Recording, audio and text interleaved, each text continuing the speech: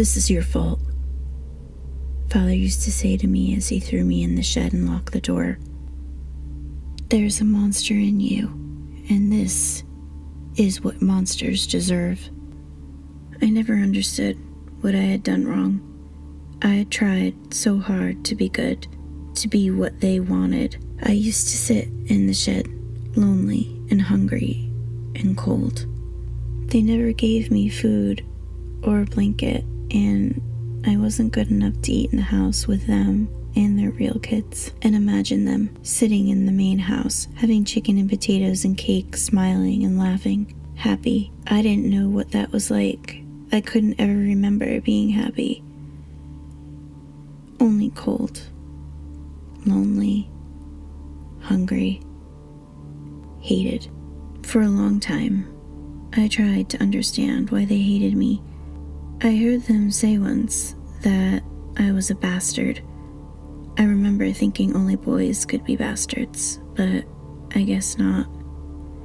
I knew I didn't look like them. They were all so pretty with their blonde hair and blue eyes, and all I had was my dark skin and black, scraggly hair. I prayed for the longest time to look pretty like them so they would love me, but I never did. Every once in a while, Father and Mother would bring me in from the shed, tell me to clean up, and order me to sit and be quiet. These were the days when the priest came. They were really proud of their image in the community, and I guess seeing me in rags or locked up would make them look bad. I looked forward to those days. I was still ignored and called worthless and under their breath whispers, but I got to eat a real meal and wasn't beaten.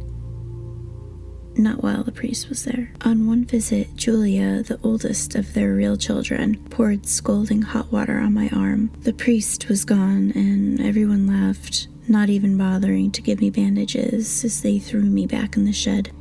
As I lay there, alone and in pain, I remember them saying that I was a monster and this is what I deserved. In that moment, I realized that nothing would ever change. They would treat me like this until I died, and no one would ever miss me. Weeks later, they brought me out and into the house again, telling me to clean up as usual so they could pretend to be decent people. I did what I was told. Later, that night, I stood outside the house watching the flames rise against the sky like an angry god. They were so busy pretending to be decent that they never noticed the matches I stole from the kitchen, or the locks from the shed that I fastened to the door.